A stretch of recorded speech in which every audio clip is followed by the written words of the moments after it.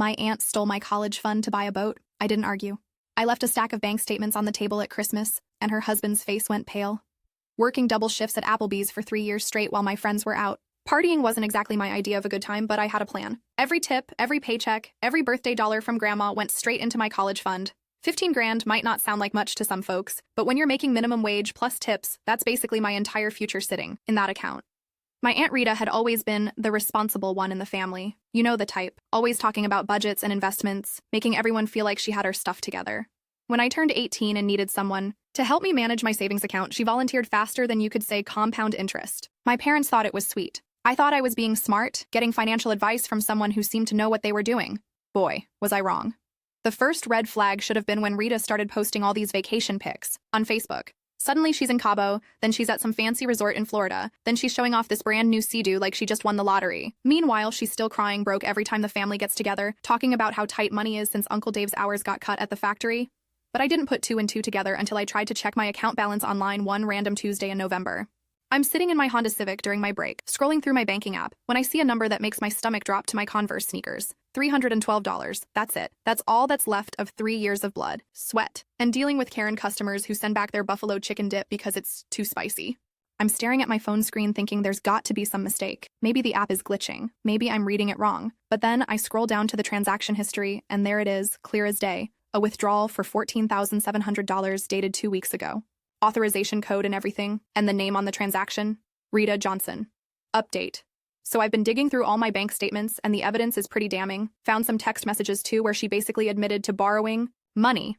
The question is, do I confront her privately first, or should I go nuclear and expose her in front of the whole family at Christmas dinner next week? What would you guys do? My hands are literally shaking as I screenshot everything. I'm calling the bank, I'm calling Rita, I'm calling my parents, but nobody's picking up. Finally get through to some customer service rep who confirms what I already know. Yeah, Rita Johnson had full access to the account, and yeah, she withdrew almost everything 2 weeks ago. And no, there's nothing they can do about it because technically she was an authorized user. That night I couldn't sleep. I kept thinking about all those shifts where my feet hurt so bad I could barely walk to my car. All those times I said no to hanging out with friends because I had to work. All those ramen noodle dinners because every spare dollar was going toward my future. And Rita just took it, just like that. Like my dreams didn't matter. But here's the thing about growing up working class. You learn real quick that throwing a tantrum doesn't solve anything. You learn to be strategic. So instead of going over to Rita's house and making a scene, I did something smarter. I started collecting evidence. I printed out every bank statement from the past 6 months. I screenshot every single one of Rita's social media posts showing her new boat, her fancy dinners, her weekend trips. I even found the receipt she posted on Instagram when she bought that Sea-Doo, $23,000 at the local marina, paid in full, on the exact same day she drained my account. The more I dug, the madder I got. Not just at Rita, but at myself for being so naive. I remembered all those conversations where she'd complain about money while literally sitting on my stolen cash. How she'd talk about wanting to retire early. How she deserved nice things because she worked so hard. Meanwhile, I'm over here eating PB&J sandwiches for lunch every day trying to save every penny. I also remembered something else. Rita always bragging about how Uncle Dave didn't know anything about their finances. How she handled all the bills, all the investments, all the important money stuff because Dave was too simple to understand it. Well, I was about to make Uncle Dave a whole lot smarter about where his wife's sudden spending money was coming. Christmas was still 2 weeks away, which gave me plenty of time to plan. I called my cousin Jenny, who's studying law at State, and she hooked me up with this lawyer friend of hers who gives free consultations. Turns out what Rita did was straight up theft, regardless of her being on the account. The lawyer told me I had a solid case but suggested I try to get the money back without involving the cops first. Family drama is messy enough without adding criminal charges to the mix, so I came up with a plan. Christmas dinner at my parents' house. The whole family would be there. Rita, Uncle Dave, my grandparents, my little brother, everybody. I'd wait until we were all sitting around the table, bellies full of ham and mashed potatoes, when everyone's relaxed and happy.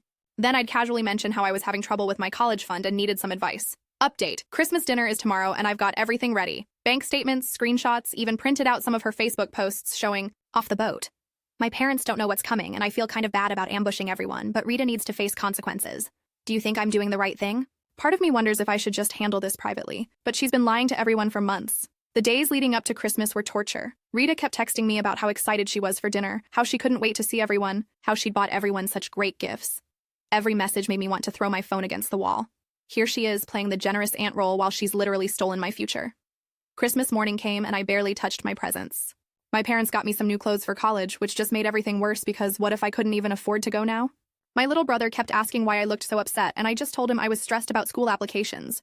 By the time we got to my parents' house that afternoon, I had everything organized in a folder, bank statements in chronological Order. Screenshots printed out and highlighted. Even a little timeline I'd made showing exactly when my money disappeared and when Rita's spending spree started.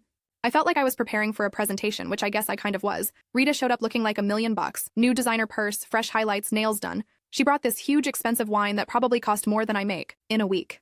Uncle Dave looked uncomfortable, like he always does at family gatherings, but he perked up when Rita started talking about their amazing year and how blessed they felt. Dinner was perfect. Mom had outdone herself with the spread. Honey-glazed ham, green bean casserole, her famous sweet potato pie. Everyone was laughing and talking, sharing stories about their year. Rita dominated the conversation, talking about all their trips and purchases like she was some kind of financial genius who'd figured out how to live the high life. I waited until dessert.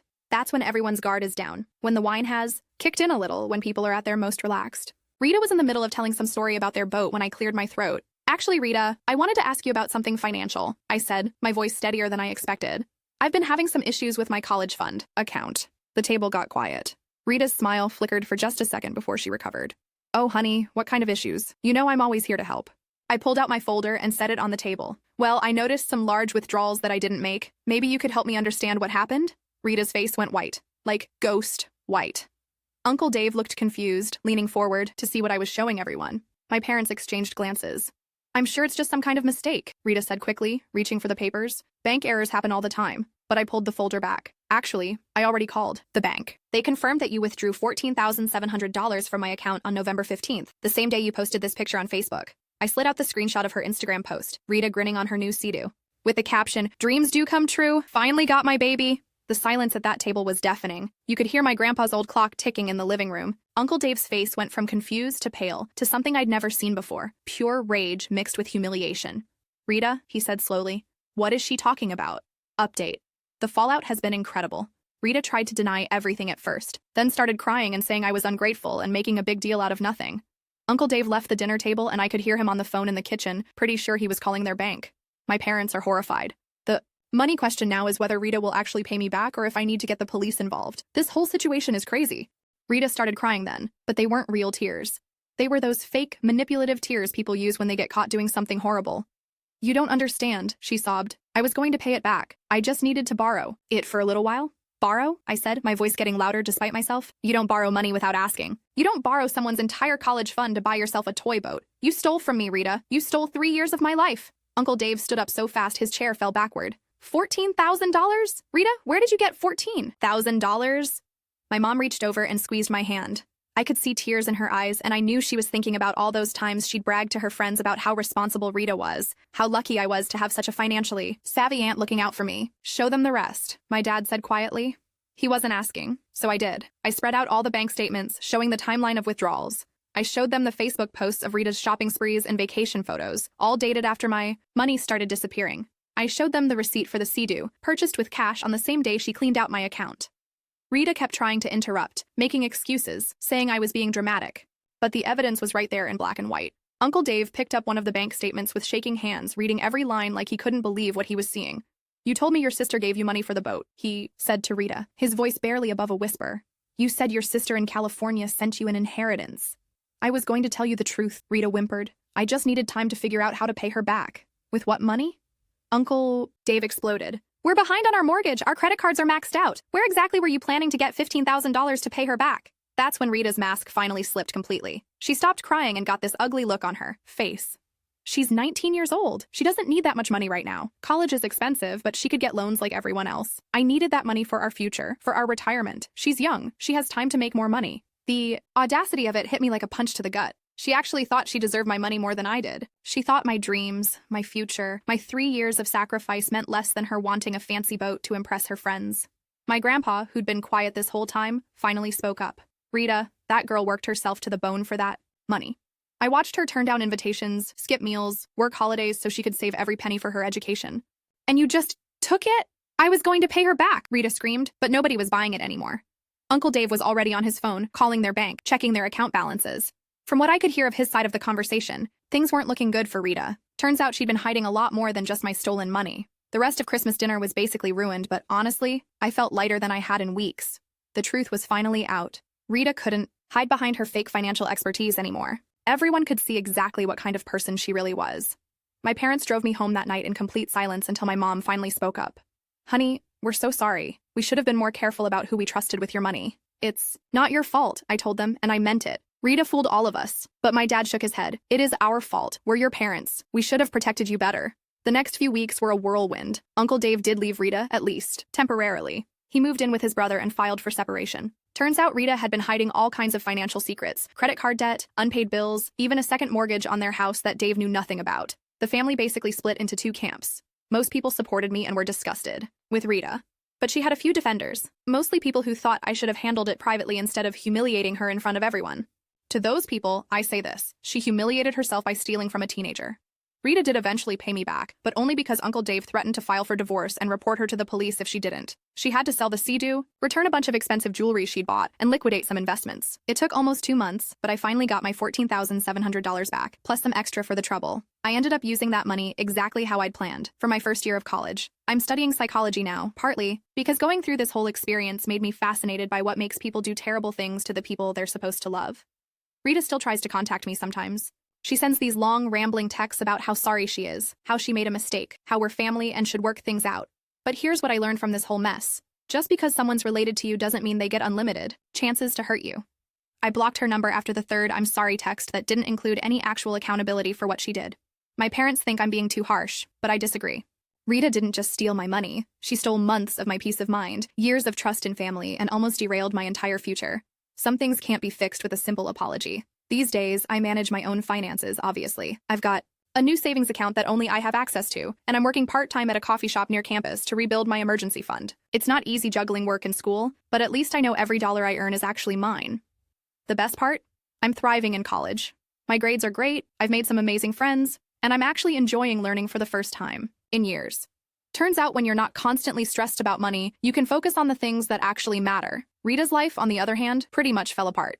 Uncle Dave did file for divorce, and the financial investigation revealed even more debts and lies. She had to sell their house and move in with her elderly mother.